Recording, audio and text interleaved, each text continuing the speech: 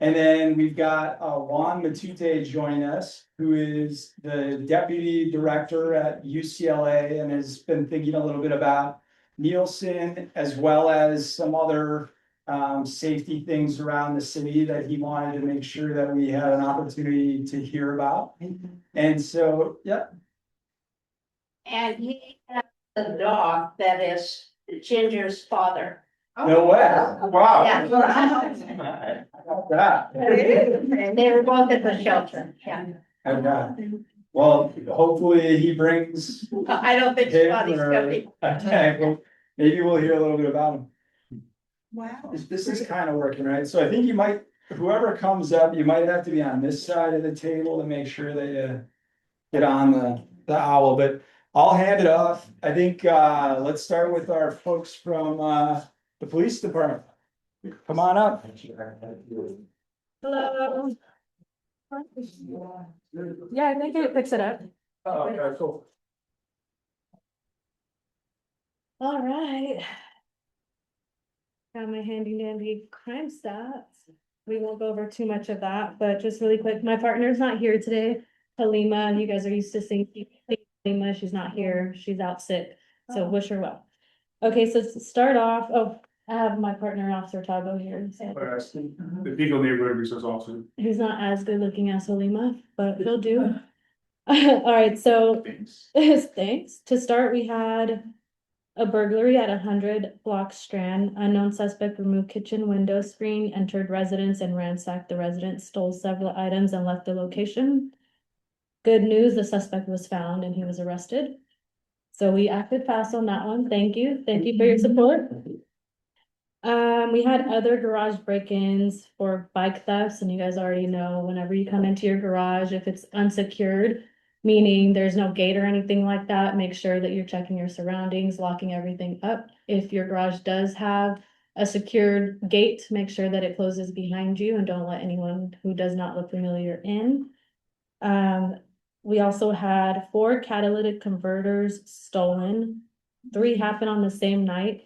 We spoke to the detectives and they don't see any relationship right now, no correlation of it being the same people, but they're still working on it right now. So if you guys hear anything in the middle of the night, anything really loud, unusual tools or anything like that, please call the police so that we can get the opportunity to go out there and check for ourselves and make sure that it doesn't happen again. To touch on that, so that ebbs and flows. So right now it seems like they're starting to hit the city a little more, the catalytic converters. I know there's a couple last night in this area of California, 600 to city limits. So they like to hit in the early morning hours, 1, 2, 3. So you guys hear any crazy instrument or tools or anything going off, just call the police department to go out there and we're going to try to check it out. But again, it ebbs and flows. They've been away for a very long time. I don't know if it's getting hotter that they just decided to come out here, but any suspicious activity, just please report it to us. Because then we have the resources to put our crime impact team in that area where they'll be around in undercover cars to kind of stop these people. But we have to have those hard statistics to be able to track where they're heading at in the city.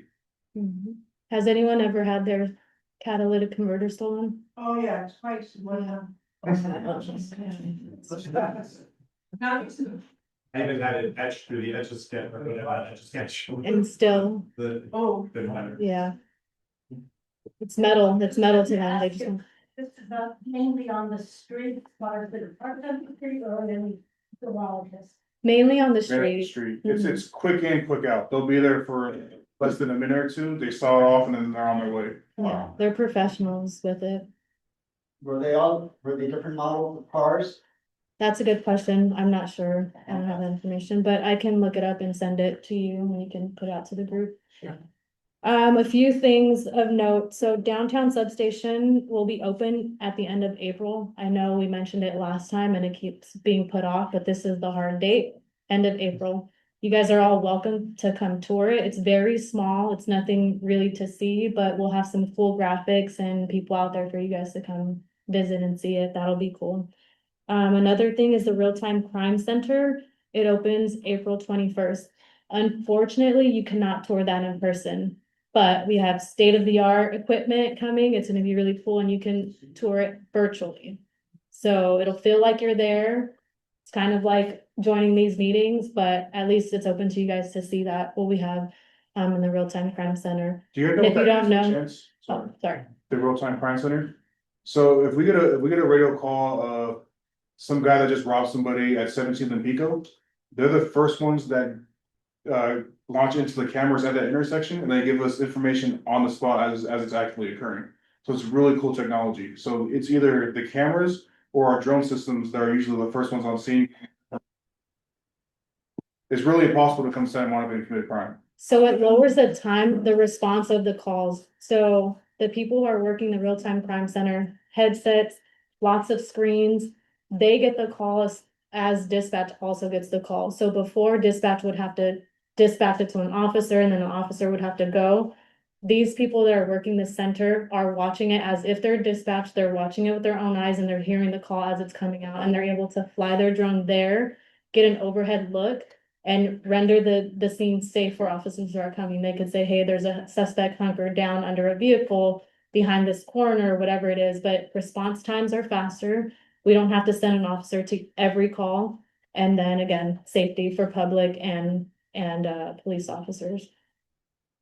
Do you have stationary cameras in the city as well as the drones? We do. How many cameras are stationary? I don't know how many, but main Intersections. main intersections. The city has them and then the police department has them, but the real-time crime center can monitor those and the watch commander's office, there's screens everywhere, so it's really cool. You guys will be able to see it. Once you guys will get a link and you can send it out so that you guys can get the virtual tour. I think what people think is when they hear about cameras and everything, they don't just sit there and just stare at you guys walking down the street.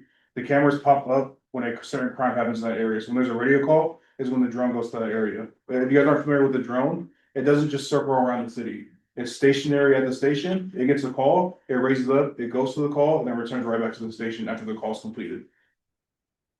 You have a question? So the intersection cameras, do not actively enforce red light infractions? They don't, not here in Santa Monica.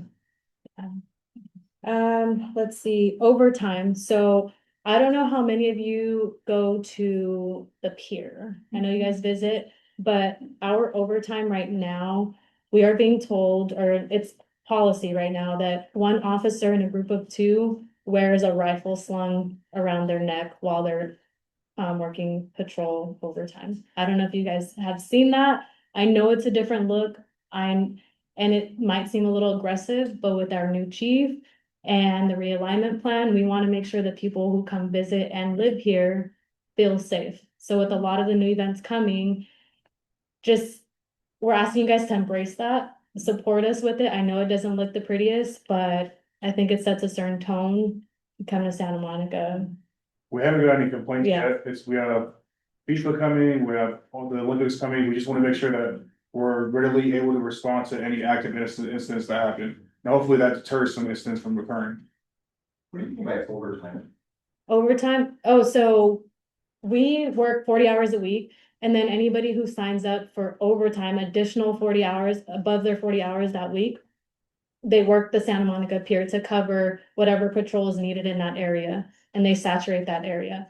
So those units are advised, or it's policy now, that one of the two officers are wearing a rifle. But it's not overtime, they don't wear the rifle. No, they're not doing that. It's Each just of our overtime cars people. are equipped with rifles. Like I'm on the SWAT team and I always have my rifle in the car. And we've changed, we've gone away from shotguns in every car. And now it's a less lethal round and it's a rifle in every single car. So the difference is, so we do still have them in the vehicle, so they're accessible to us, but this is wearing it. We would never wear it around our neck, just walking around on patrol. We wouldn't never do that unless we were on a call or ready to go to a call, but we do have them accessible in our vehicle. But for the pier, you do wear. Yes. Here and then the Dirt Street Promenade. Oh, really? The prominent? Has anyone seen anyone out there? We haven't got any negative remarks regarding it. I mean, it's ultimately for you guys' safety and. At the end of the day, it's a rifle and it's for the protection of the community. If some bad guy has a bad day and wants to come there and cause chaos, we're not gonna just sit there and let it happen. It's just for your situational awareness. If you see it, I don't want you to think that there's something actively happening. That's just how we patrol now. Question? No, sorry. Let's see. We are averaging 104 arrests per week now with the new chief. So That's really, really good news. Our officers are out. They're doing a lot of good work and hopefully you guys see that and feel that. Do you know what that, what is it in terms of, charges filed? What was that? What did that convert down from charges filed from arrest to? Oh, the charges filed, like how many are sticking, basically? I'm not sure. I don't, how long has it been since it's maybe like 2 months or a month and a half that we've been having 104 as our average? A month and a half. Yeah, so we don't have enough statistics yet to know how many. Court dates charges. are anywhere from 30 days out to 60 days out, so none of that, we don't have any of that data. But good question. I was curious, these arrests, are they spread out between burglaries, breaking into apartments, cars, the catalytic converter, just across Yeah. everything? Everything. Got Warrants, anything like that. And I So- think 79 of them, about a little over 50% are from unhoused. Yeah, so Chief Jacobs' message is traditionally with the police department, we have a homeless unit. And only the homeless unit responds and handles anything encampments, unhoused individuals causing crime in the streets. Under his leadership, every single officer in the department is responsible for responding to that. So that's why you see the arrests going up. There's no tolerance. We're not gonna allow someone to piss on the corner. We're not gonna allow you to defecate on the corner and just drive by and not let anything happen. So if you wanna commit a crime in Santa Monica, that's Chief Jacobs' message, you're gonna go to jail. Do you have any data on, shareable data on sort of, the calls, with the volume of calls? For this quarter versus a year ago, like, have they been relatively stable and it's just arrests that are going up? Or are they both stepping up? So what Isabel's gonna show you guys, does anybody know what the crime dashboard is? Has anybody utilized it? So I know typically we come to all of these meetings. You wanna and come she down here and do it? She comes with this list of just all the recent incidents that happened in the last 30 days. You guys have the power every single day to go on there and see what's going on every day in the city of Santa Monica. And you can zone it down to the Ocean Park Association. So she's gonna show you and walk you through it, but all that data is on there, I think, from this year, last year, and maybe the year prior. And in all categories, we're completely lower compared to all the other years. Just gotta pull it Can you remind us what the monthly arrests were a few months ago before we got the new chief? All that data is gonna be out there, and Chief Jacobs going to the city council next Tuesday, where he's gonna present the crime statistics for 2025 for his full presentation. So all that data is gonna be shown there. I'll throw this dashboard in. Excuse me, is there a canine in the also? K9? Yes, we have 3 apprehension dogs and 1 bomb detection dog. So you can go to Google and just type in Santa Monica City. Click the website. Santa Monica Police. Oh, sorry. Just kidding. In any browser that you guys have, just type in Santa Monica Police. Okay, here we go. It's gonna be the very first tab that pops up for you guys, the first link. This is our homepage.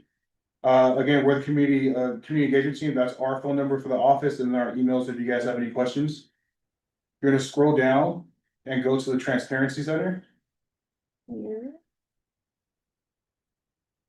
So as she scrolls down, there's a bunch of resources here for you. There's our weekly recaps that you asked about, where it gives all the calls for service. What we're gonna focus on today is the crime dashboard. Calls for service here. And also, if you guys are into social media, Facebook, Instagram, we have our neighborhood resource officers who give this weekly recap. So if you guys want to watch us live talking about it, you guys can follow. Have you ever us. watched the Blue Notebook? So it's just, like she said, it's the 4 NROs. You watched it?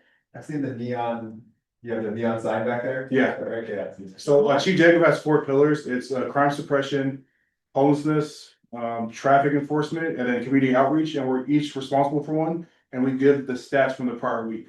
So she's known as Traffic Izzy. She gives all the stats regarding traffic. I give all the stats regarding the homelessness and homeless crimes in the city. Officer Avila does the community engagement, and Officer Hollowell's we're responsible for crime suppression.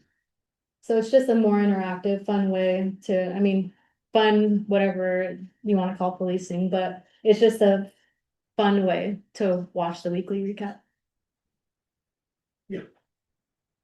Well, last month, Chief Jacobs, gave a talk and I asked a question about how things are shaping up in a mutually cooperative way, like the previous demonstrations, but on March 28th, I'm sure you know, it's gonna be a pretty large demonstration in Palisades Park, and from what I hear from the organizers, there's a really good cooperation with the police, and I wonder if there's any updates and you can share, like, I know things have got a little bit more hectic in the past week, but I guess that's a need for everyone to come to be extra peaceful and, all that. So is there anything you could, share about what's gonna happen? Is Ocean Avenue going to be closed early? So our planning and intel team is working on that. We don't know on our level, that's way above our level. But we do know, does anybody know the Bigger to Vegas race? Where law enforcement all go to Las Vegas and Bigger and do. We have a very good team and we counsel our team from going to be present that weekend. So it's gonna be all hands on deck again from the police department. So you're gonna see officers flooded in the city. And it may sound bad, but we have to plan for the worst day possible. So we hope and we pray that it's peaceful, they go there, they demonstrate and they go. But with the political world and everything going on, we have to be prepared that the worst day is gonna happen in Santa Monica. Yeah. So we'll have every officer here in the city that day. I think it's good that the last two, it was huge crowds. I know Ron Briner came and spoke and it worked out fine, right? Yeah. And our planning and intel team, unit does a very good job of putting it in. So if there's anything that may seem like it may sway one way or the other, they'll be the first ones to push that information out. What would you advise if there's people that are trying to create trouble? And you advise for the people who are trying to be peaceful to do? Should they come over and obey you rather than try to or yell back or something like that? We have sergeants out there and we have people, leaders out there that will make contact with them. So it's not just randomly going up to any officer or he's gonna be on SWAT, so he'll be in green and randomly going up. There's gonna be organization. So we don't have the details right now. Like you said, the planning and intel team is doing that. Once we have that, we'll probably push information out as to road closures and things like that on social media for the community. You have the right to counter protest, but what we're not gonna tolerate is if any laws are broken, you will go to jail. That's the message. If you come to Santa Monica and break the law on the 28th or any day, you're gonna go to jail.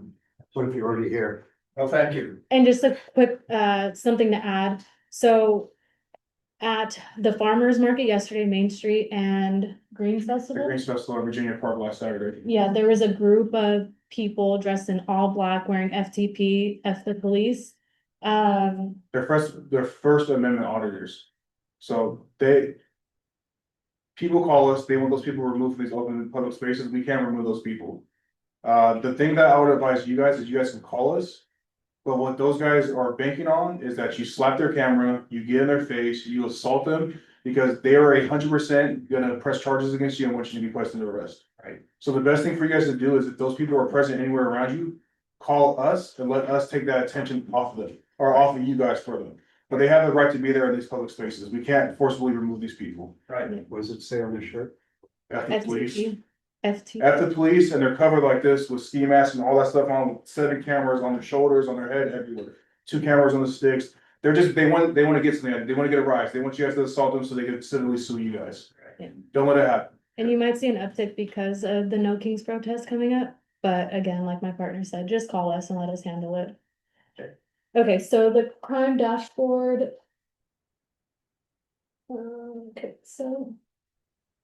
You guys tracking how to get here? And then crime summary.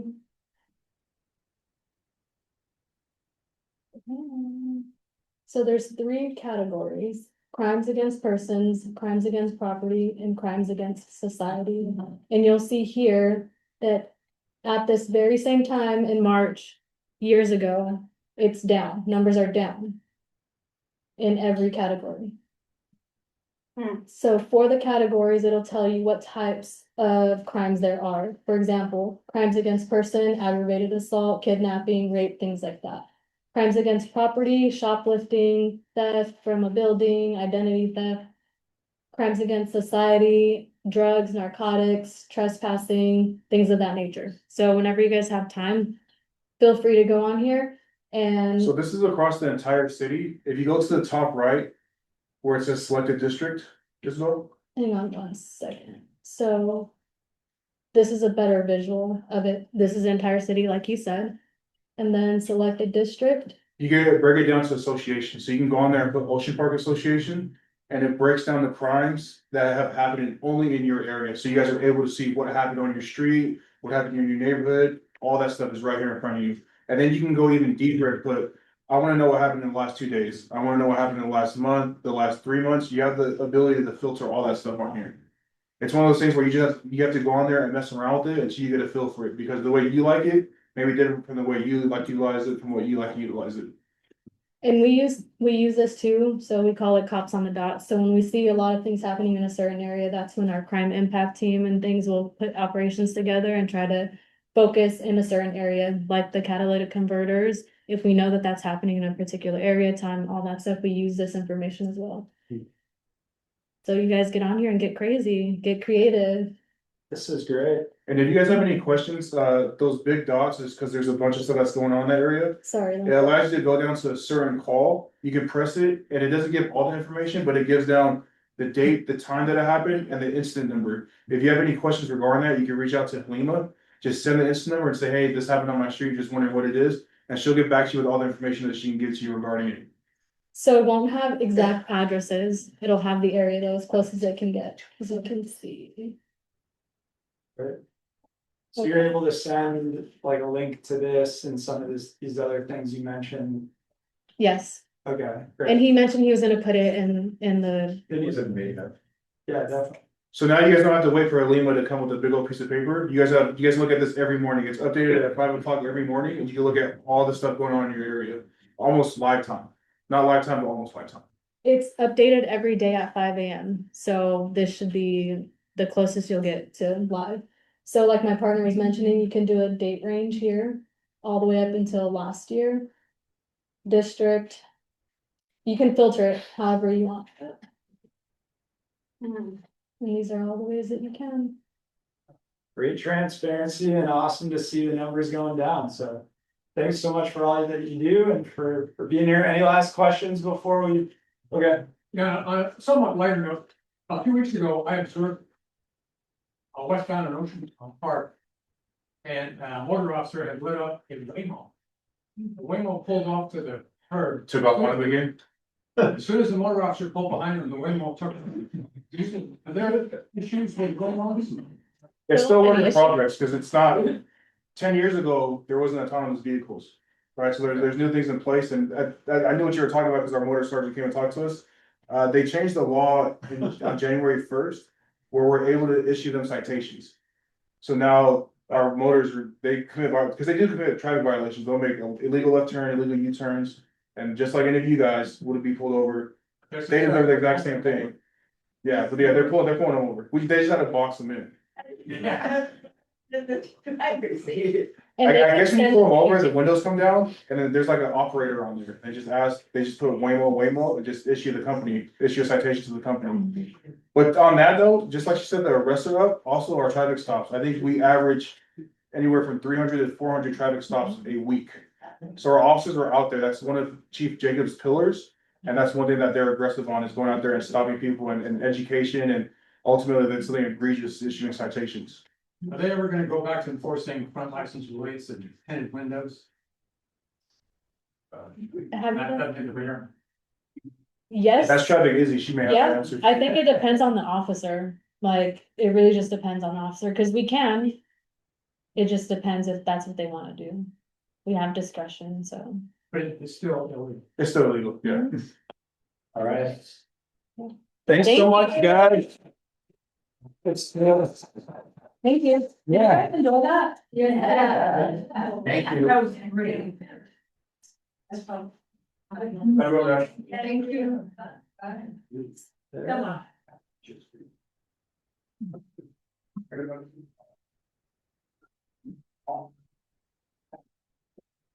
All set? I'm gonna start with the pop quiz. How many people check their smoke alarms when the time changed? Oh. I wanna know, raise your hand if you checked your smoke alarm. I'm lazy. All right, so I'm here today. My name is Kathy Taylor. I'm fire prevention coordinator with Santa Monica Fire Department. So everybody's gonna get homework. When they get home, you need to check your smoke alarms. If they're not working, you need to change your battery. So typically what we like everyone to do is to test them once a month.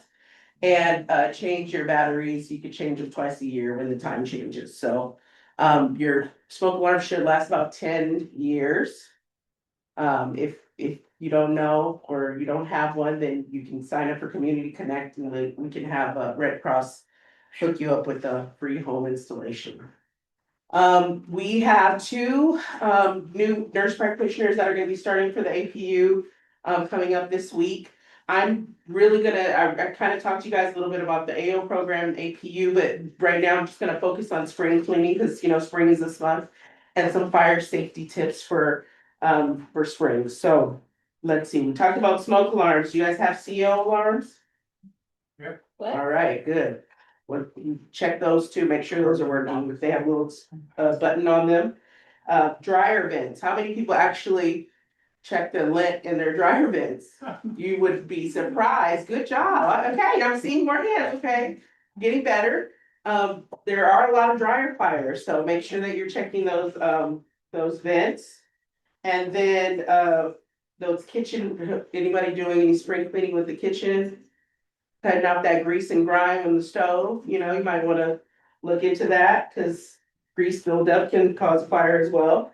And then any hazardous materials, like if you're out there cutting the grass and things like that, make sure you're storing gasoline in a proper, place outside in approved containers. In a, detached shed or garage, not in the house.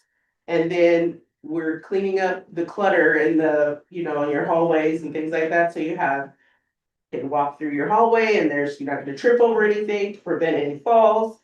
And then if you're doing any outdoor cleanup, make sure that you're, clearing your dead leaves and things like that, because we don't want, needles, dry grass and stuff.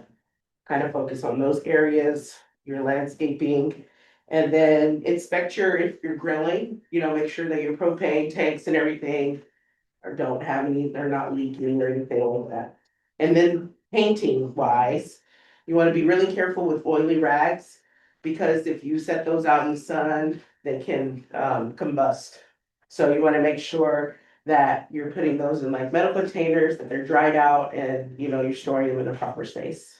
Yes. Could you repeat yourself on the propane tanks? So propane, you wanna just like make sure that you don't have any leaks, that it's not getting tossed around, you have it stored properly. When you're grilling and things like that. How do you store them? Propane, it should be outside, don't ever bring it inside. They just need to be stored safely How do you outside. test for leak? Pardon? How would you test for leaks? Can't Well, hear. I mean, you can smell it, kinda, what else? Let's see, yes. Yeah, just, that's the main thing, it's just storing it properly and stuff like that, and making sure that the grill is actually like clean and there's not grease buildup and things like that. All right, yes. Is the landlord required to verify the fire extinguisher on the unit is operable? Original owners is the come land- every year and do it. We- Now the new owners never, 15 years, How big is the unit? I mean, how big is your complex? 12 units. Oh, so you have fire code enforcement officers going around making sure that that's checked when they go out and they go out. I mean, inside my unit in the kitchen. Oh, then, I mean, yeah, you would, they're not going inside your unit. So on the outside of the buildings and things like that, fire code enforcement officer goes out and they're making sure those are checked. But I'm not sure, if that's up to you or the landlord to make sure that that's done. But you should basically make sure, because you're living in there, and if it goes off, you're gonna need to use it, you know what I mean? So you should check if it's not been reported to the landlord. Yeah, but that's pretty much it. That's all I have today. Thank you, and please come to Fire Service Day on May 9th. I sent you guys, invited you guys out. Did you guys get my email? Do you have to? Table? Yes, awesome. So come May 9th from 10 to 1. Thank you. All right, how's everybody doing? Good, awesome. We've got Juan joining us here. Actually, let's go with Sam first. So Sam is our merchant of the month from Dominate. And if you guys have walked past their place kind of down by Narwhal, I'm sure he'll talk all about it.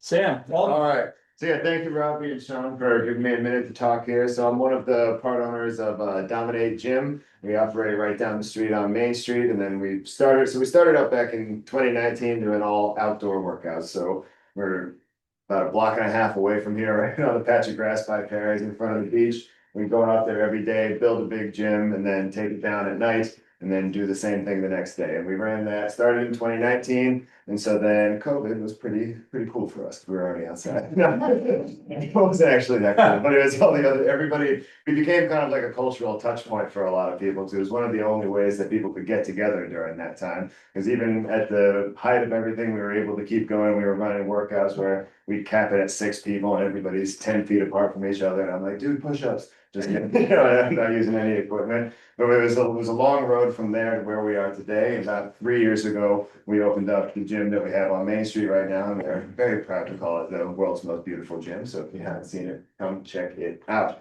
So yeah, one thing we've always believed at Dominate is that if you're a part of the neighborhood, you should be giving back to that neighborhood in some way. So over the years, we've done things like beach cleanups, we've hosted holiday parties that Jeff always loves. We've turned those into toy drives as well. So gotten hundreds of toys donated to children's hospitals in the area. And then during the Palisades fires last year, we converted our gym studio into a distribution center. And one weekend, we sent over 200 cars full of supplies out to all the families in need. And we raised a couple $1,000s from people out of state who are looking to help out. And so we managed to get resources to people where they need them. So today, we still train outdoors down at the park once a week on Saturdays. So we keep that vibe going. We always have the outdoor aspect to the workout, which is always just a big part of Ocean Park and Santa Monica in general. We're such an outdoor community. So we do that once a week, and then we've taken our games to the next level indoors. We're adding things like we're doing blood testing so you can get your biomarkers tested there. We can help you come up with supplementation and nutrition protocols to help get everything in line that you learn from that. We do fitness programming, nutrition programming, all of that good stuff. We're trying to turn ourselves into a one-stop shop for any of your fitness and wellness needs. We actually just last year finally opened up. We have a whole wellness center now with the saunas and the ice baths. All of that good. Everybody loves the saunas and the ice baths. Well, not everybody loves the ice baths. Everybody loves the saunas. So yeah, we got those. And then, so just one last thing, if anybody here is curious about what we're doing and interested in joining, we're about to kick off running a 28-day challenge. And so you'll be paired up with your very own Dominate coach, and they'll help you come up with a full fitness and nutrition plan. They'll coach you through everything for the 28 days. And anybody here who wants to sign up, I can offer you a special neighborhood discount. So we got that going for you as well. And then, yeah, just thanks to everybody here for supporting local businesses, and thanks for everybody for being a part of what makes the neighborhood such a great community. Anybody have any questions on the gym or anything we do? Yeah, what kind of cheese do you put on your pizza? What kind of cheese? I mean, Is it high fat or? oh, I train this much so I can enjoy myself. I train this much so I can enjoy myself. I do the right kind of cheese. I do the real stuff. I'm not a big fan of vegan cheese. I like the high fat, extra everything. Yeah. Yes. Yes, you do great stuff. Thank you very much. You look great too, man. It comes with the industry. What would you recommend for an 82-year-old guy whose only exercise recently has been Getting on the bus. the channel switcher aerobics? You know, for a friend, Is walking good, or do I need more than that? So, I mean, any sort of movement is great, but I always say motion is lotion, so the more you move, the easier it gets. Cool. There you go, get some swimming's always good, Yeah. and yeah, weight training and resistance training is key at any age, especially when you get older. Like, you don't have to be squatting 300 pounds, but just doing that resistance training is gonna keep the muscles, the tendons, and the bones strong as you go on later in life. Like, as a personal trainer right now, I've got 5 clients who are over 78 years old. And so I do work a lot with people in the older age brackets, and some of them can still push 300 pounds with their legs. So it's not impossible. It's not over. Okay, Yeah. thank you. Yeah. Great. Did you bring any pizzas for us? I didn't bring the pizza today, no. Anyway, you sign up for the challenge, I'll get you a pizza. At the end, after you do your final way. Very good. All right, thank you all very much. Thanks for joining us. Dominate's an awesome gym, highly recommend it. I'm a member. Anyway, I appreciate you coming out, Sam. So now we'll turn it over to Juan, and Juan, maybe you can just give you a little bit of an introduction about who you are, and then we've got your slides. Okay. I can help you through these here, so. I already told them that you were Spotty's dad. Oh, so they know my relationship to Ginger. That's Yeah. right. Yes, my dog. This dog likes me because it can smell its dad. Ginger's What's the dad's name? Spotty.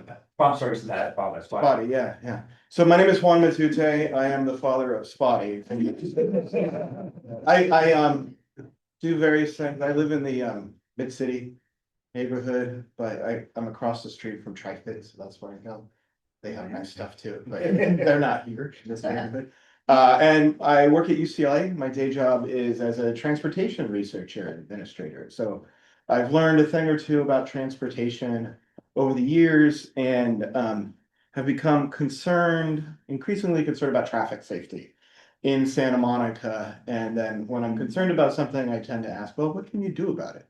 So I have a presentation about generally traffic safety, and then one thing that's a new option in Santa Monica to do about it.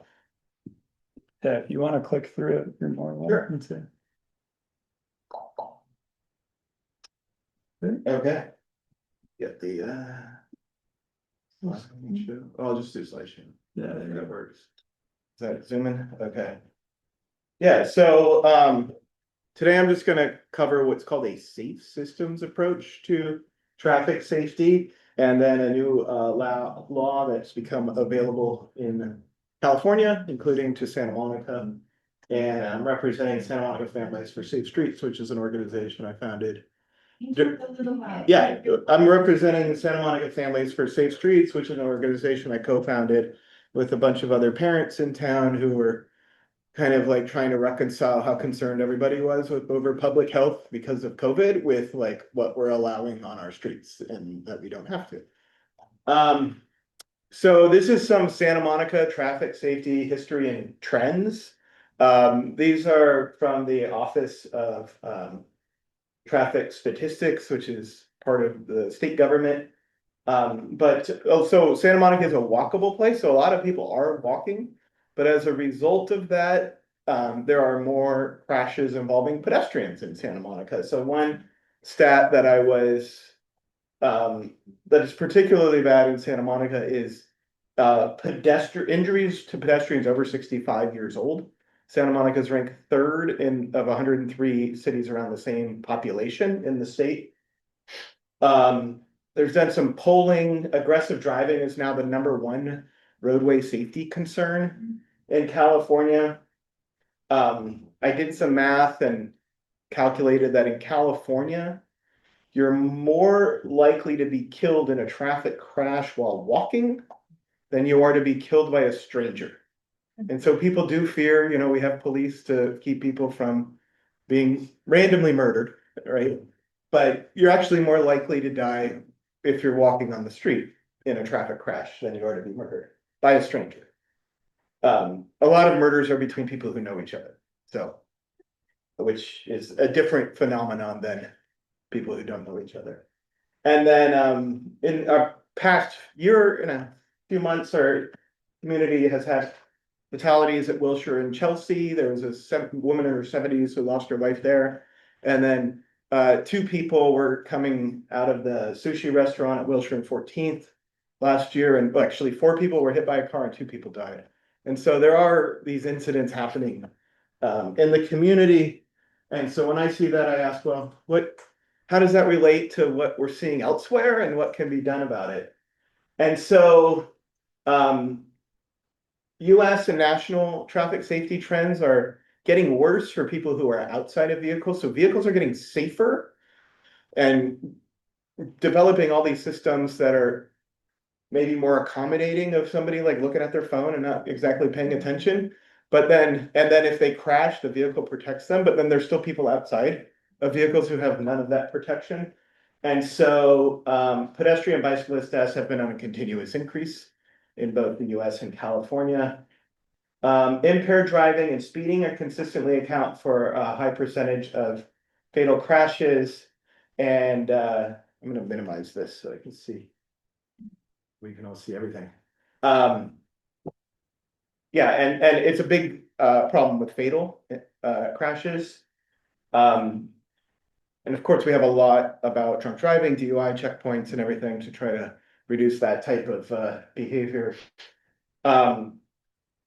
There's now more of an understanding because a lot of these crashes happen that affect pedestrians happen in more urban neighborhoods, which when you look across the country tend to be more low income and people of color. And so there's now more of an understanding that this is something that adversely infects people who live in the dense part of cities where traffic is moving around. And so declines are encouraging in vehicle fatalities, but the transportation system's failure to protect pedestrians and cyclists remains a big challenge. Oops. And so the reason is there's a trade-off between speed. I know I like to, when I'm on the freeway, drive fast. I don't like to go 15 miles an hour on the freeway.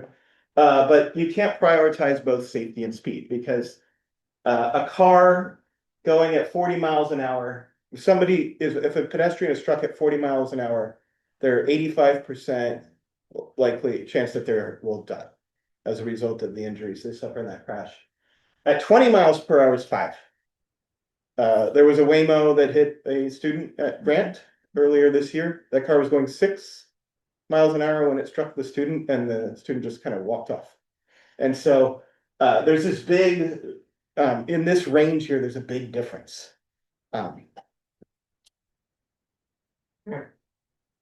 And so the safe system approach for transportation safety has a goal of 0 fatalities and severe injuries. It has a values judgment associated with it that the traffic deaths and serious injuries are unacceptable and preventable. And then a part of the safe systems approach is acknowledging that humans make mistakes and are vulnerable to crash forces. And that the system design must be forgiving of inevitable human error.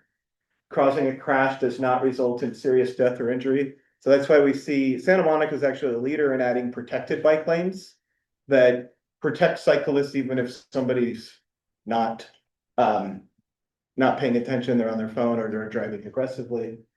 And the primary goal of these safety measures is to manage kinetic energy. But the idea behind the safe systems approach is that the responsibility is shared among system designers, policymakers, enforcers, vehicle manufacturers, and road users. So this is the safe systems approach. All of these things are involved. I'm going to focus on the areas of safe road users, because that's where there's a new opportunity for Santa Monica. But all of these are really part of the approach. So we see protected bike lanes happening in Santa Monica. There's some traffic calming, like on the neighborhood greenways. Michigan Avenue neighborhood greenway was one of the first ones. Cars are getting really safe now. I studied that in my day job. Like, it's going to be really hard to get in a crash unless you're in a Tesla. No, in some vehicles in the future, and then of course post-crash care is very important. So I started digging into this issue in December of 2024 in Santa Monica, and this was before the current chief and a lot of more of the transparency initiatives that they had. So I was only able to pull financial data from the cities rather than data on actual citations. But what I saw was a trend in Santa Monica's traffic citations, which were the blue line, going down over time. And then I was able to talk to people and kind of confirm that during COVID, traffic enforcement was not a priority for Santa Monica. And at the same time, these pedestrian injury crashes, bicycle injury crashes, and car fatalities continue to increase in the city. And so I was like, oh, that's weird. They're not really enforcing traffic laws in Santa Monica. I wonder how that compares to other cities. So I pulled that data from 2022 for all these cities and found that Santa Monica is actually pretty low per capita for a group of peer cities. It's also low as a percentage of police department revenue. So these are some slides. This slide and some others are some slides I presented at the Public Safety Oversight Reform Commission in October, because they were wondering about traffic safety and enforcement. And so now in Santa Monica, as a result of the new chief, they've gone from 2 to 5 motor officers who are primarily charged with traffic enforcement. They are enforcing 1 school a week in the morning. They actually changed their shifts. So because shifts, I don't know how much you know about police, but A watch is from 8 a.m. to 8 p.m. And so the schools start at 8:30 and they're still in like roll call and rolling out when the students are going in. So they actually moved. I think they start at 6 now so that they're ready for AM school. And that's why we start to see these citations trending up. This is recent. This started in January, this new operation. So because of my work at UCLA, learn about different state laws that are going into or maybe going into effect. And one that was went into effect on January 1st allows for automated enforcement of stop signs and streetlights. So I'll get into that. But in general, automated enforcement or camera-based enforcement, the track record has been mixed. Culver City has an example of a program that didn't really work because they were optimizing revenue instead of safety. So the programs are best when designed for safety rather than revenue. If you design it for revenue, it ends up not really working for safety. Turns out. What is automated traffic? What is enforcement? Oh, I'll show that on the next slide. Yeah, I'll show what it means, because there's a specific law in California that enables cameras to be used to look at vehicles that are violating traffic laws. That's basically set up. It's common and effective globally. It's rolling out in the US over the past like 5+ years more. In Malibu and city of Los Angeles, they're deploying speed cameras. 7 cities in California are allowed to monitor speed by camera and issue citations to the registered owner of the vehicle. Santa Monica is not on that list. The effectiveness varies dependent on that implementation design again. And what they found is that even in locations, so there's enough of them that they've been studied, and they find that even if crash rates remain the same, so they generally go down, not just where the cameras are, but everywhere, because people start driving safer if they think that they're going to be caught at a camera. But it reduces crash severity. And so SB 720 is the specific law in California that allows for automated camera-based enforcement of traffic signals and stop signs. The past law required a photo of the individual who was driving, which is a privacy violation now with current law. And the fines were like $400 and something because they were issued as moving violations. Now they're administrative fines. They're $100 if you're low income. It can be cut by up to 80% or replaced with volunteer service to the community. And because they only take a picture of the car and the plate, and the citation or the fine is issued to the registered owner of the vehicle, they actually don't care about who's driving. And so they reduce a lot of the bias that may be involved in policing and enforcement. And then it frees police officers. I've been talking to the police Captain Francisco Franco, who oversees special operations, which includes traffic enforcement. And like, they want to be focused on those deadly behaviors. Like when somebody's out there speeding, weaving through cars, they want to do that. If somebody just runs a red light by 1 second and like maybe a pedestrian steps off and they're like, whoa, that's not as much of a priority for that. So it enables the city or any city that wants to implement it to focus on stop sign running, red light running, and then the rolling right on red, which gets a lot of pedestrians. So I did an analysis in January of which intersections in Santa Monica might qualify for the definition or the legal requirements for where you can put these. And this was just throughout the city. Some of them are in Ocean Park. I bolded those. Nielsen Way and Pacific Street, Nielsen Way and Bicknell Avenue, Nielsen Way and Ocean Park Boulevard, as well as Pico at 4th, Main, and Nielsen Way. So there are these intersections out there that I believe, well, especially the LRSP ones definitely qualify. The TIMs one, I think qualify. The city attorney will have to decide.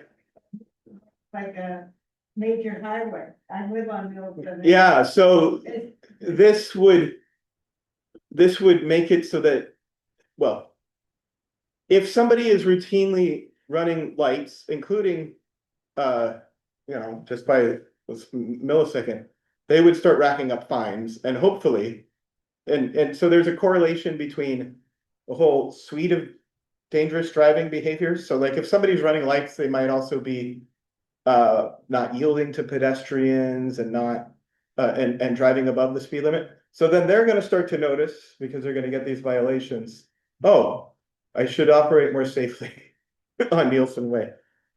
Unfortunately, speed cameras are not available for Nielsen Way right now. That may be a future law. Are there any questions about automated traffic enforcement?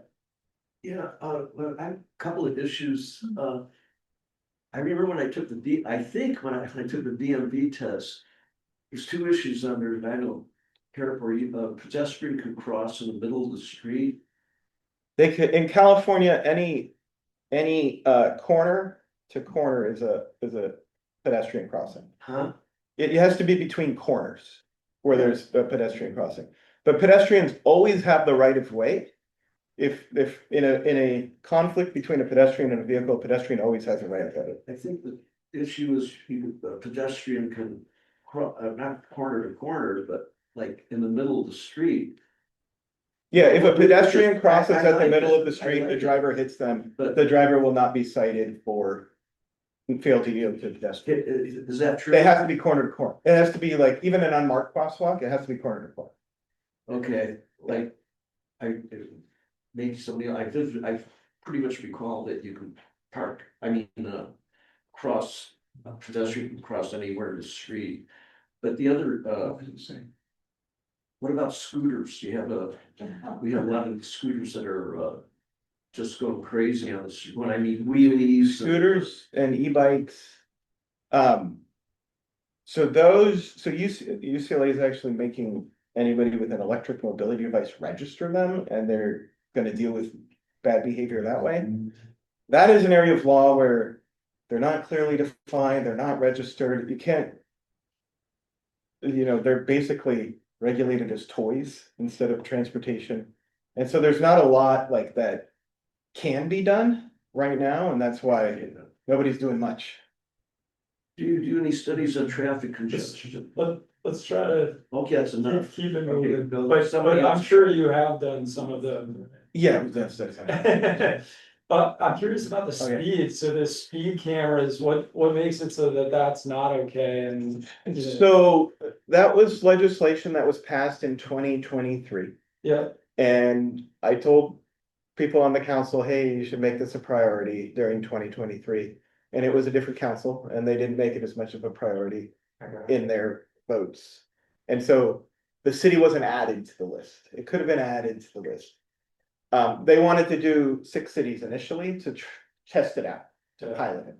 So we weren't part of the limited pilot. I would just say that probably every meeting we have, Nielsen is discussed in some, Yeah. That's true, and I see it up there. Yeah. So this is an option. This is something the city can do Yeah. for Nielsen. Okay, and there were some Back other here. questions. Yeah, the only thing and I understand everything that you're saying, and I'm not. But like he was mentioning, you get people, they just dart out across the middle of the street. Or you get somebody in an e-bike, even a regular bike, and they'll drive unsafely, and I think there has to be some education for those people. Yeah. I see it. Yesterday, coming eastbound on Ocean Park Boulevard at Lincoln, I'm coming down about to hit Lincoln. And they're on like one of those fast bikes and he's coming straight for me. I'm in the right way, but do I wanna get, human being? No, But I still. see it. And so this, if a bike runs a light, what this will do, depending on the implementation, is being like, oh, we've got some bikes running a light here. But because they don't have a plate, they're not subject to enforcement from this. But then the police can go out there and have their motor officers do something targeted, and then they are subject to that enforcement. Pedestrian, cyclist education. Yeah, I think the I bike around and I see people who do it, and sometimes I talk to them, and not everybody, I work at an educational institution, not everybody can be educated. So like, It's somebody to get it off my chest. okay, Can I ask you, so Yeah. these are all, these are administrative, right? So what happens if somebody has a million infractions? yeah, no points on the license. It does go up over time. So eventually it gets to $500. So $100 if it's your first violation within 2 years. And it's like a rolling 2 years. And then it's like 300 for the next one, and then 500 for each one beyond that. And so if somebody's just like, I'm gonna run red lights, it eventually adds up, even if they're rich, I guess. And then you kind of know, oh, we've issued this car this many, and like maybe though it doesn't go on their license, the police can go check on this person and make sure they're okay.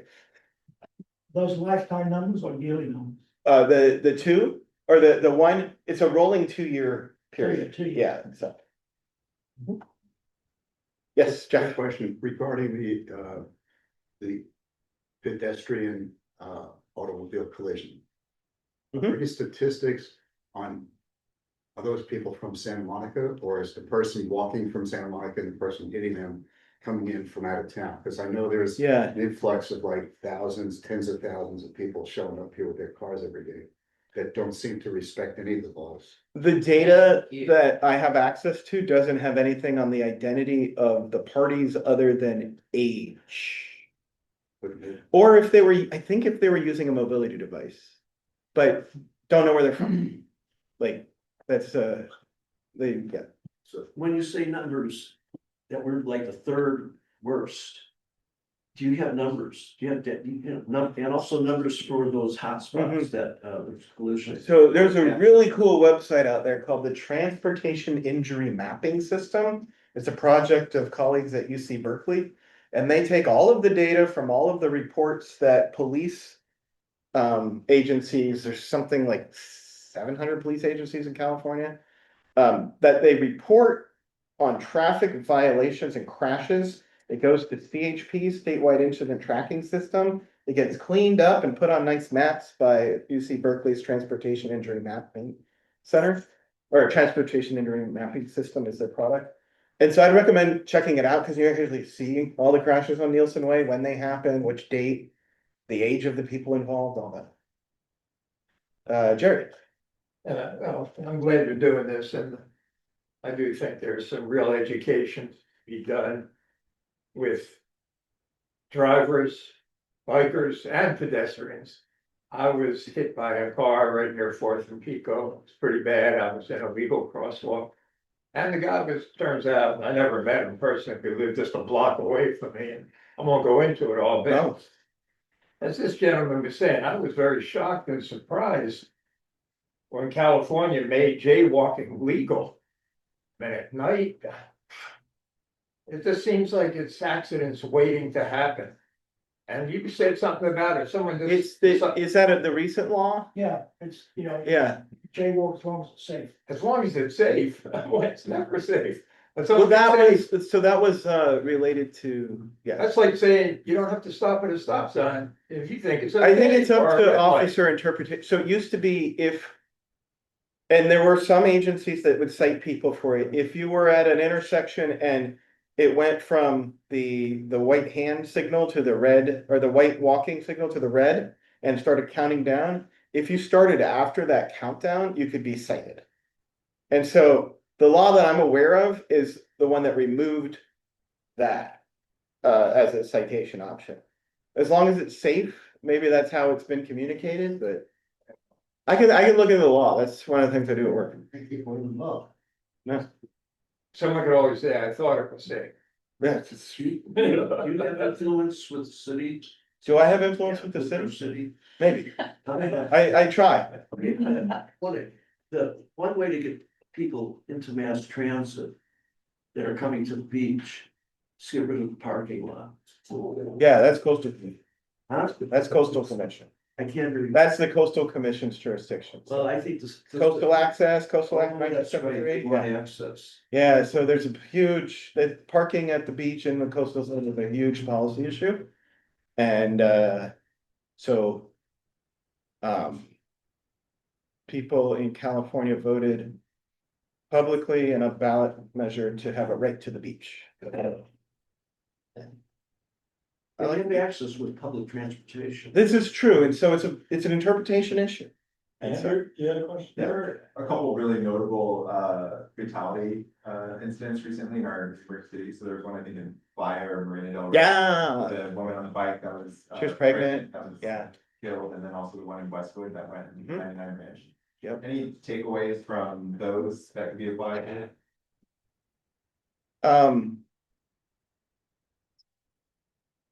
You're like, the system safety approach is important. Westwood, they're gonna announce, they have announced and they're gonna more publicly announce a redesign of Westwood Boulevard that's supported by that council member that would have helped in this type of situation had it been implemented.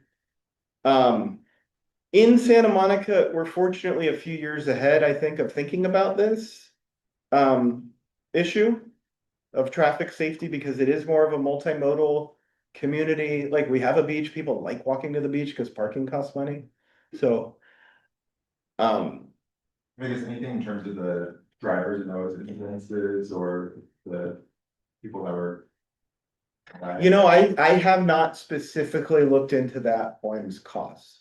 The one in Playa, from my understanding, and I know that where she was hit, and it's just a tragedy, so sad. And, but from that, where she was hit, nobody should be on a bike right there. I'm not blaming anybody, I'm just saying, it's just dangerous right there, where that family was biking.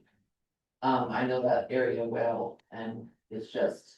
Over in Playa Del Rey, over there, Pershing and Manchester. And it's just that intersection and it's just kind of blinded the way you come around. And people they're driving too fast. I'm not placing blame, I'm from there, I don't know. Just saying, it's just a dangerous, and I don't know this, you know, I'm not a specialist, I don't know what the solutions are. Yeah. People do need to slow down though, I do know that, people need to slow down. And then we as bikers and pedestrians always need to be on the defensive because ultimately, it's a big piece of metal that will take us out. So it's responsibility on both ends and I'm not a specialist, I don't know, it's just. That's not a good area to be biking right there, and I've biked it myself sometimes. So, does anybody have any other questions? If not, I kind of have a call to action that I can run by you all. Okay. So, cause my son goes to McKinley Elementary in Mid-City. My wife is the PTA president, so she's been bringing the city's traffic planners and everything on the Santa Monica Boulevard redesign study.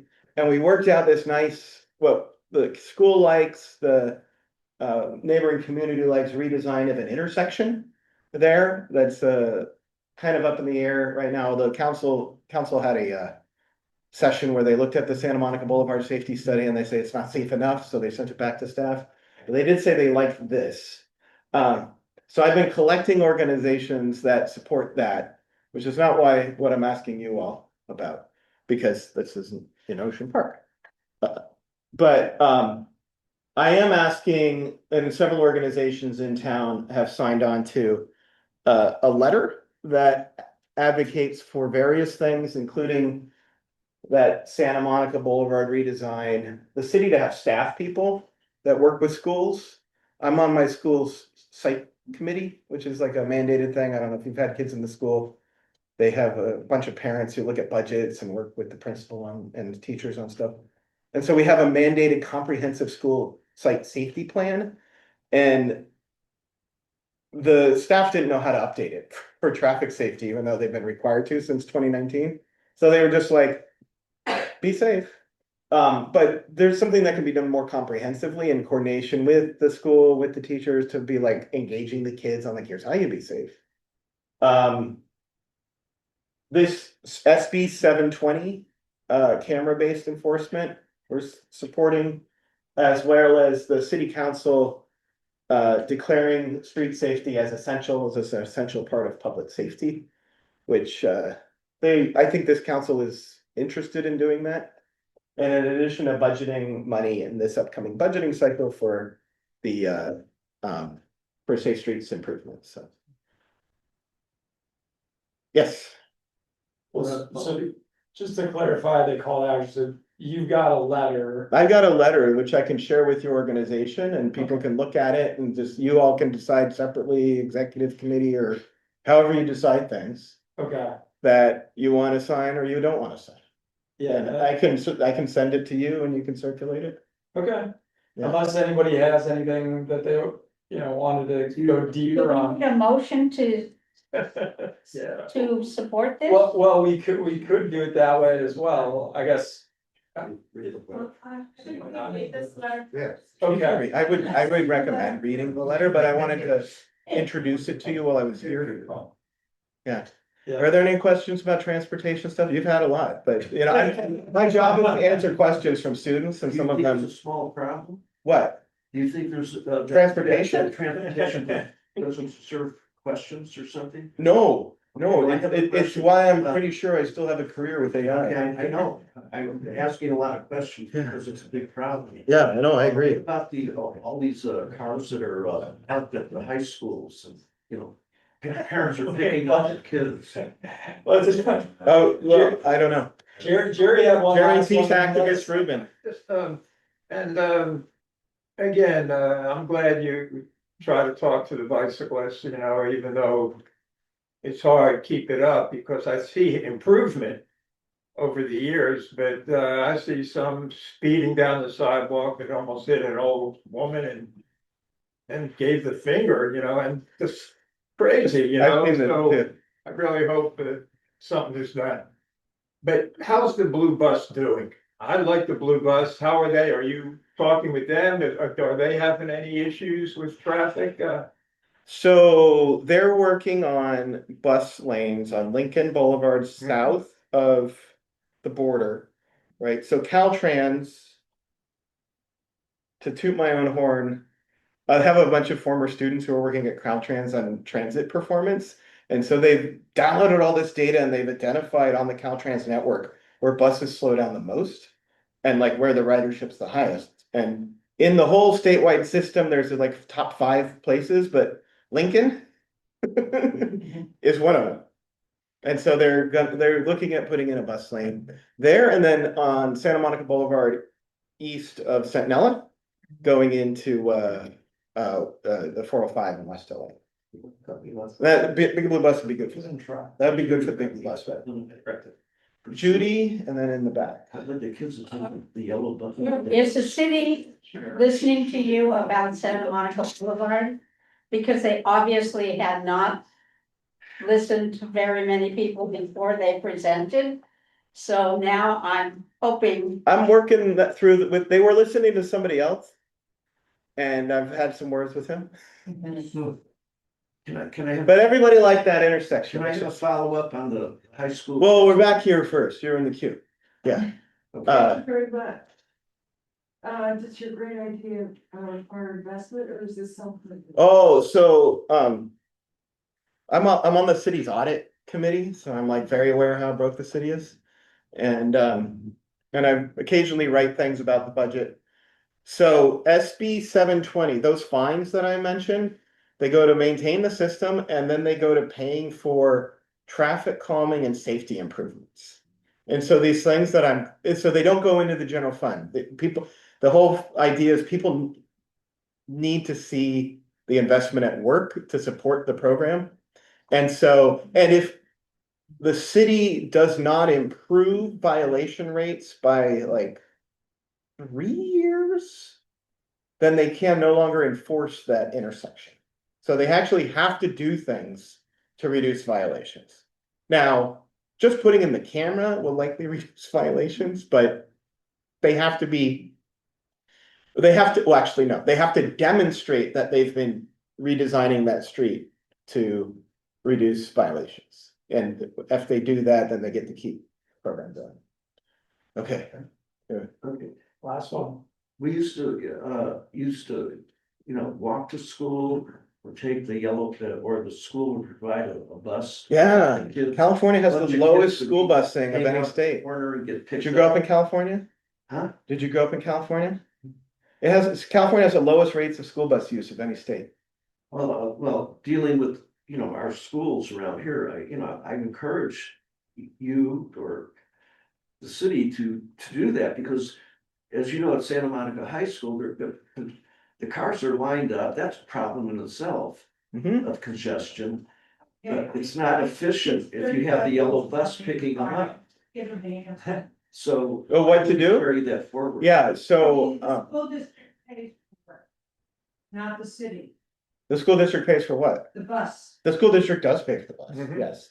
Yes. But they don't get reimbursed by the state for bus, except for students with special needs, and if it's part of a program to kind of rebalance the schools, like magnet. And then in like certain other cases, if it's over a certain amount of miles. So. Right, a school has to buy or rent a bus to go on a trip. Yeah. It will not come to the schools anymore because there's no money in the school budget for that kind of thing. I remember going in with a yellow bus, but no more. I just want to say thanks for coming in and, sharing this research and all of the time that you put into this. I think, bringing your expertise and then sharing it with the community is very awesome. And we appreciate you. All right. I do have the letter. Thank you, Ginger. I do have the letter, so what we'll do is we'll make sure that we get that in front of everybody, they can take a look. And we can determine whatever those next steps are. All right. Okay, we'll do this. I know were there any questions online? Otherwise, we're gonna keep it moving. We're probably gonna move on to some board business here. You hidden back. All right. All right. We'll keep, everyone's welcome to stay. We are gonna talk about some board activities. So let's go ahead and start, things off with the executive board. I don't know, Sean, is there anything, Andrew, anything that you guys, Patty, anything that you wanna touch on? Okay. I don't know if it's now or later, but I did want to bring up the entertainment zone. Yeah, I think now's a great time. Please take any conversations in the hall, guys. Thanks so much for coming. We appreciate you. One, Thanks. one. Oh, your bag, one. Anytime. Sean, you wanted to talk? Yeah, was just waiting for today. Oh, yeah.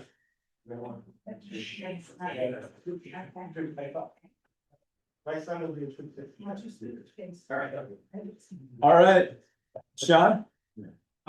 So I know we've talked about the entertainment zone, in Main Street, a few times over the past few months. At the March 24th city council meeting, so not tomorrow, but 2 weeks from tomorrow. They're going to be, the city staff is planning to propose giving, the community the ability to incorporate the entertainment zone rules on Main Street. If you're not familiar or need an update, entertainment zone is the ability for restaurants to sell alcohol and to people on the street and to walk along the street with it. The plan is to only execute that here in the neighborhood around events. So things like Monopoly, 4th of July, summer solstice, etc. The street closures, things like that. And the city is completely on board with proposing it, and all indications our city council is going to be in favor of it. But wanted to make sure we talk about it one more time before it goes to council, both so that we've talked it through, and if there's anything else we need to be concerned about or highlighting, and B, I want, assuming we're good with it, I want to propose that we draft a letter to city council in support of that. And I can add in here that, there has been some discussion, like Sean, myself. Did you already touch on this? I felt like this was worthwhile, Yeah, but please do. so anyway, and John, who's online, all spent a little bit of time with all the chief. And who else was in that meeting? Peter Yeah, okay, so that's why. Chief of Staff Peter. Yeah, so anyway, there was a real interest by the city to do this. And I'll give you another example. Carla, stepped away. But one of the topics that came up was how can we support the market in terms of driving traffic? Should we close the street for the market to be on the market? Would that like increase demand? Would that be a new way to think about like, the community coming together? But anyway, they were pretty open to being creative, which to me was pretty exciting after having the open Main Street kind of be hatched on Main Street and having a pretty different conversation the first time that we went to try to expand the program and being part of that conversation. And then, for someone like Sean that kind of got that off the ground, I think it's pretty cool to see it full circle to get that support. John, anything that you want to add? No, I think you guys covered it. Okay. So anyway, I think it's exciting. I think one of the first implementations that was discussed, and I don't know if you know more about, I think was Monopoly, right? Correct, which is Memorial Day weekend. So Sunday, Memorial Day weekend, 24th. yeah, but all pretty quick. Anybody else with questions or thoughts or? I think it's fine.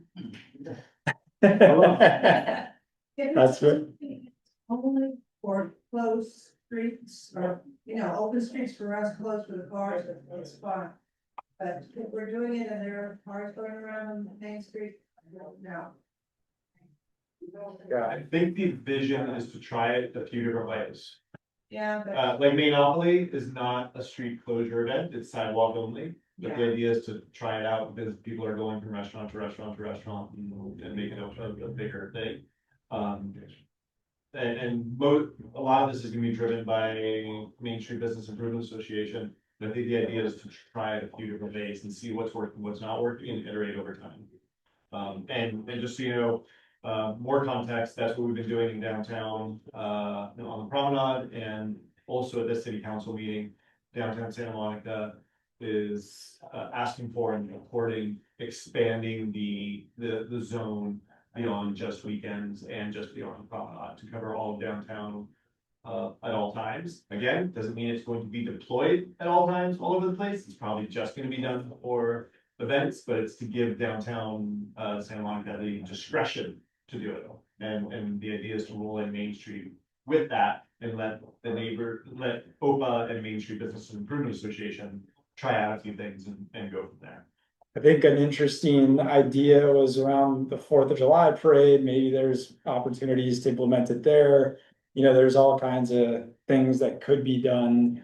It's just whether we think they're, right and we want to support it. But I appreciate Judy kind of like getting a ball rolling here on at least the momentum for a letter of some kind.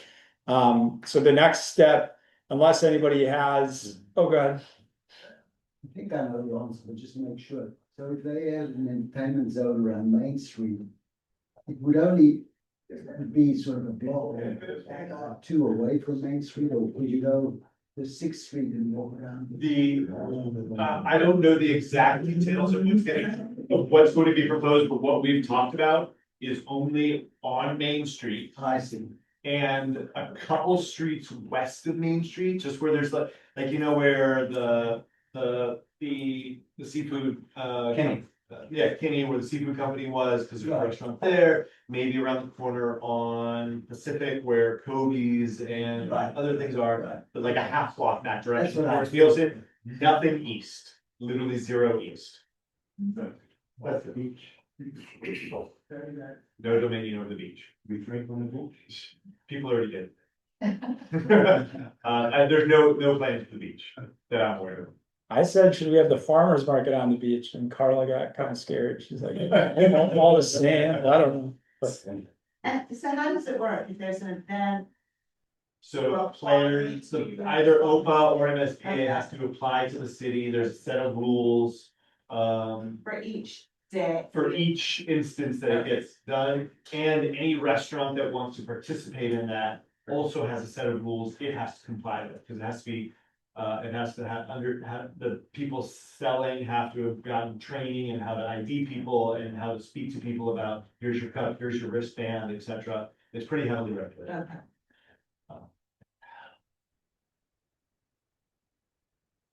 any other questions, thoughts?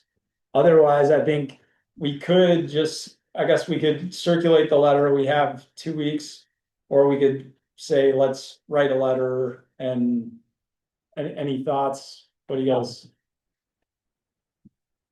Unless there's some new information, it seems to me that we have discussed it and I haven't heard any negatives.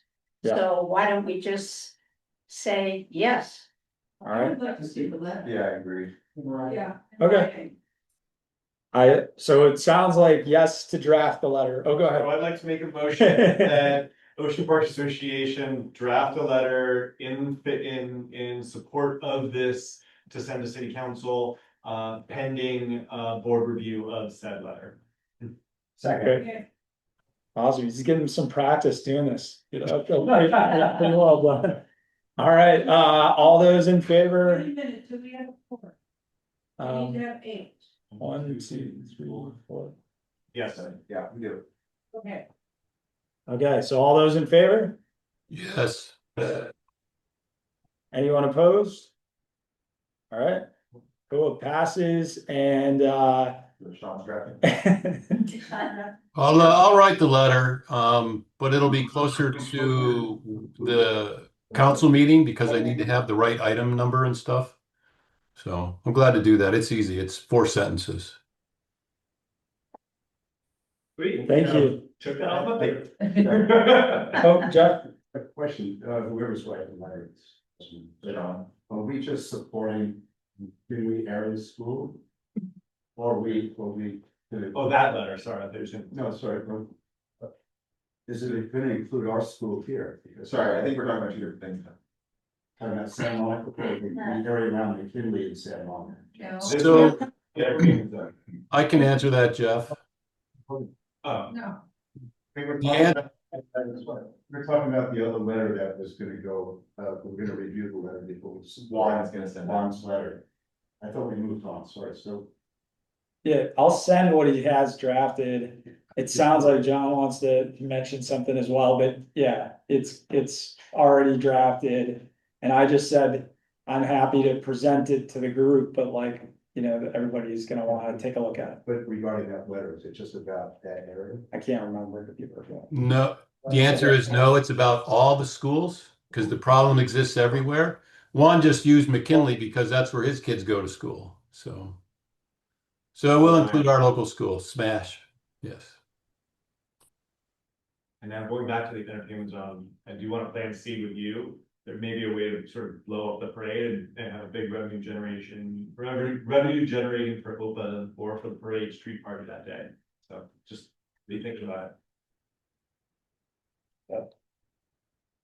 Okay, but that's exciting, I think. And then Patty, did you have some other things that you wanted to Yeah, mention? a few things I can bring up. Okay, First of all, we have almost been completely. Okay, a sec, I'm not as good as I used to be. I know at the last meeting we were discussing, the neighborhood association, ranks. I put in the, request, it is, Josh says it is accepted, but now it has to go to another phase. And so we're waiting to see when it's gonna come. Someone in Santa Monica wanted to read up all of this, so it's still in the works. I also wanted to, mention that, we have gotten our invoice for our annual directors and officers insurance. And the price for this year is exactly the same as last year and the year before. It's 2114. Yes, sir. Oh, sorry. So when you said it was accepted, does that mean they didn't ask you to put in the census material? No, not yet, because part of what I wrote is we are working on something that we could do, but we need all the city's help in explaining it to us. So they're not putting it in as of yet, and they may not put it in at all, because there's a whole lot of the other the other neighborhood associations are not accepting it because of that. Yeah, there's only, I think it's 2 or 3 that have actually submitted applications. Yeah, The others are like boycotting, working with the city based on the criteria that was. based on that, and so I think that's what we're waiting for, to see what they're gonna do. Because it's stupid thing to do, in my opinion. Is there any chance that we go from my $1 to we get all $45,000? You mean 49,000? Oh, I okay. don't think so. Yeah. So actually with Sunset Park dropping out, our share of money should increase. Patty probably has a better Yeah. understanding of what. If it's a set amount, like I don't think we know No, if it scales down. exactly what the amount is gonna be, because it's going by the households. And they're doing a certain amount of money per household that they're counting. So we may be getting a little more than $7,000 because we have more households.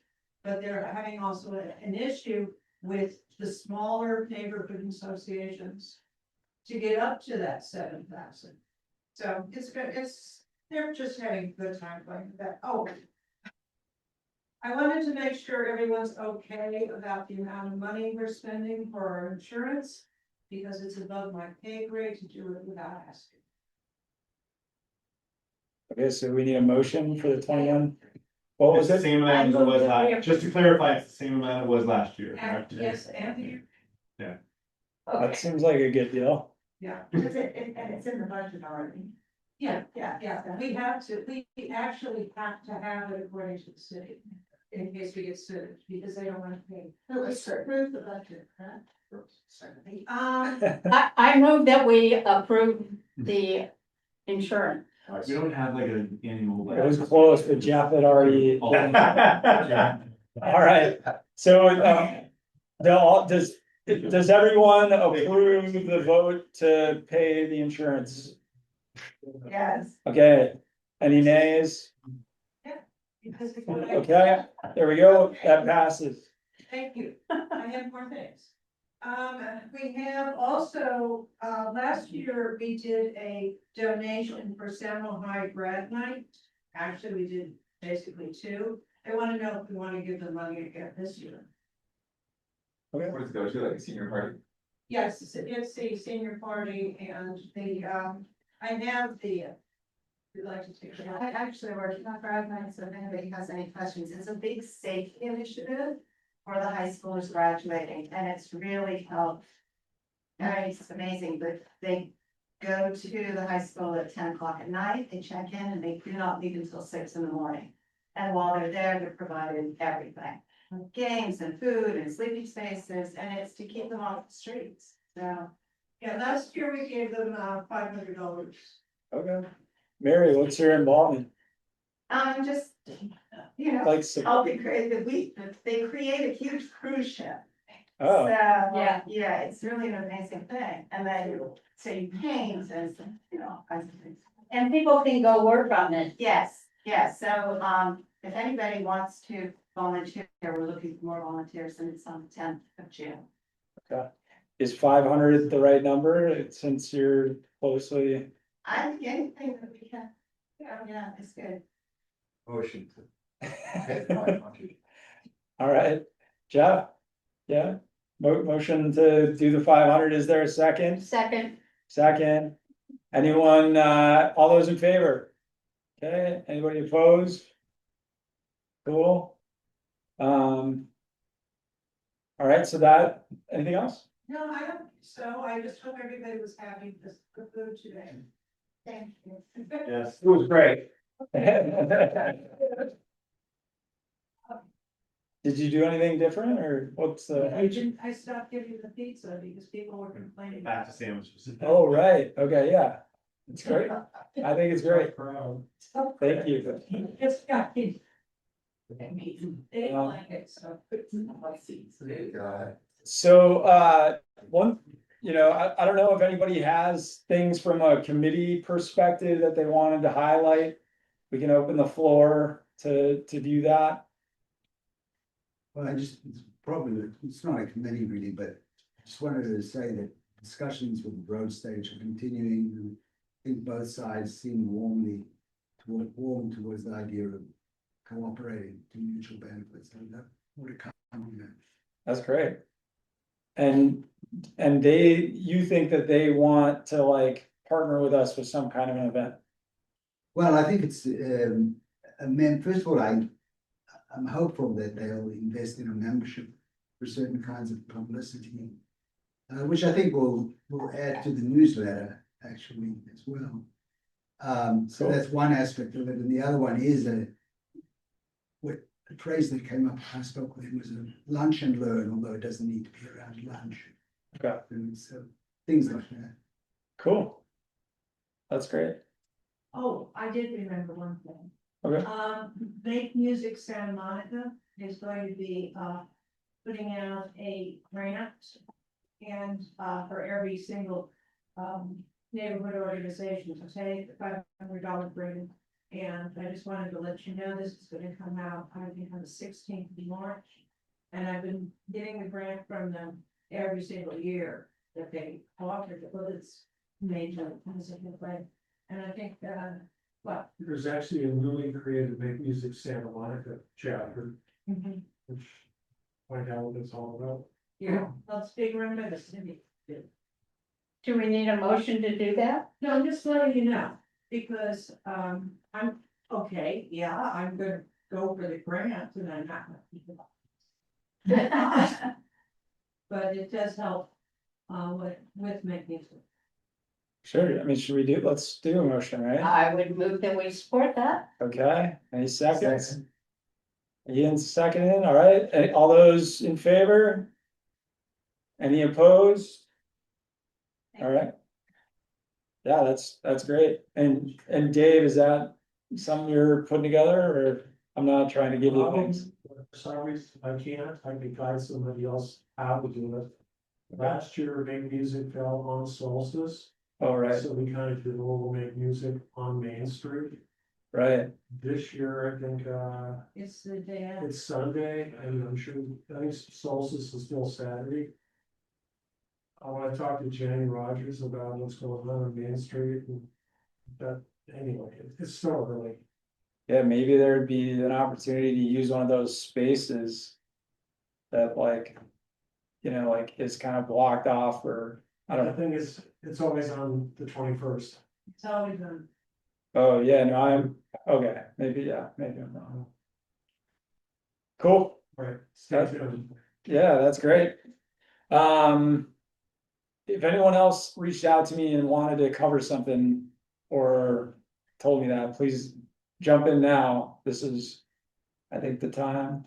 I just want to say that we had a nice gathering at the Yeah. Lula. I agree. And that was great, and maybe we'll plan another one for summer, Oh, depending on, or every week. Well, if you want to pay for it. I'll check. So yeah, maybe we'll do another one whenever it's appropriate to do another one, whenever we can make sense budget wise and whatever. I think we talked about having 3 of them and then the party, like every quarter. Okay, Yeah, so that'd be, it does take a little bit of money to do. Every 3 months. Yeah. I like the idea. I mean, I thought it was great. No, there was like 40 people, right? Yeah. Okay. So. I think that's awesome. On a positive note, I like what they're doing for the beach restoration of the plants. But I don't know too much what they're doing from the pier south, coming south. I wonder if anybody knows. I think, I just read the Santa Monica local paper. They're going to do verticals instead of horizontal along the beach. Oh, good. That's Which cool. is interesting. Does anybody know? I don't, but that's. We're going north of the pier, they're doing quite a bit, Cool. and it looks good. That's great. Dave? I think it'd be nice if we had a beach party on the lawn, south block lawn. Place where we usually won't make music and have a little bit of sponsored beach party. Oh, Mixer / barbecue / cornhole competition. that's a cool idea. Yeah. And that's, when is it again? June, you said? Oh, no, this is something we don't plan. I think we should create a beach party for. Oh, not with make music. No. This is something totally separate. Oh, okay, so that would be like one of the happy hours. It would be like, well, it wouldn't be happy hour at the beach because you can't really drink there, Oh, right. but like some kind of beach party gets you to thing there. Picnic, a little picnic. I like it. Maybe we should have talked to Tess about. Yeah. Yeah. Yeah, I think that's cool. Anybody else, any other things they want to make sure that we covered? All right, I appreciate when people let other people talk and there's no interruptions. It makes it so much safer and more pleasant for me. I really appreciate that. that's good to hear. That's tonight. Good to hear. That's great to hear. I do know that we probably have some minutes to approve. Andrew, do you wanna?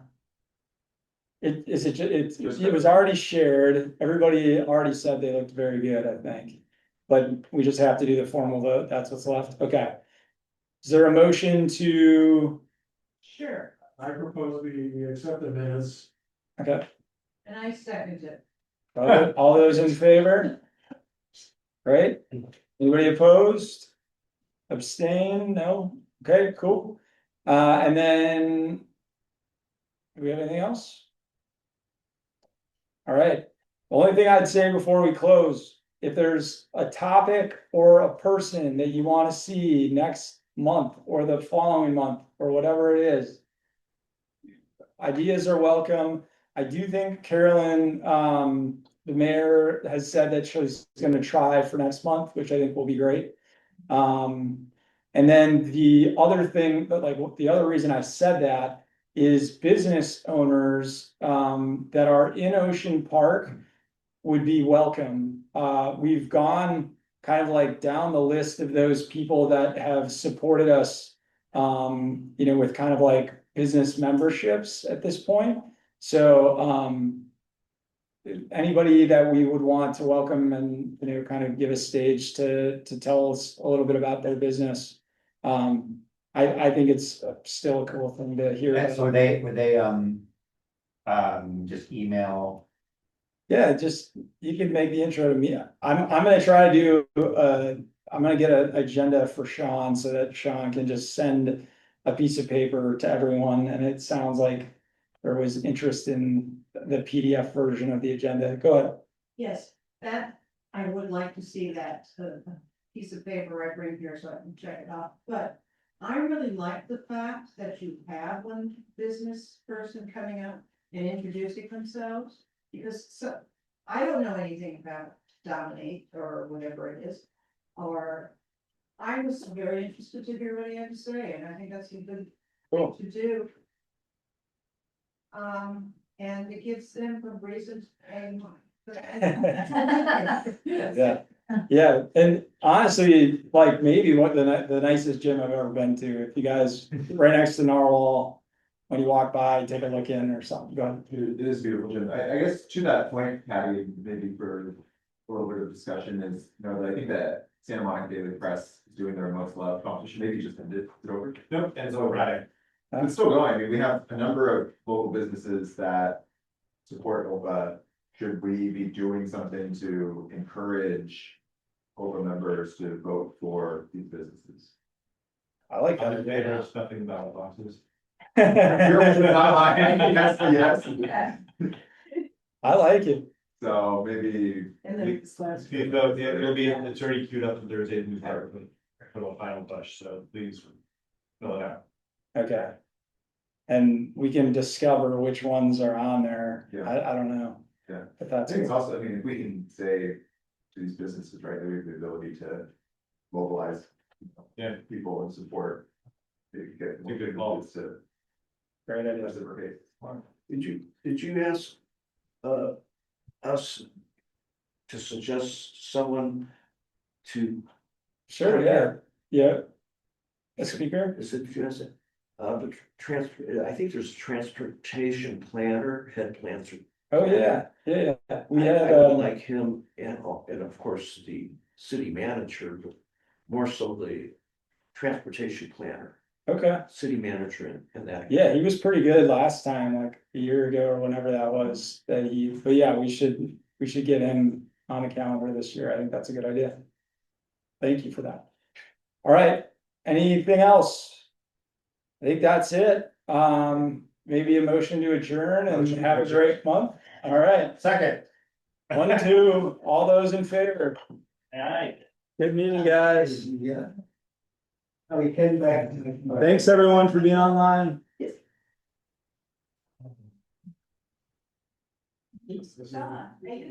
Person who doesn't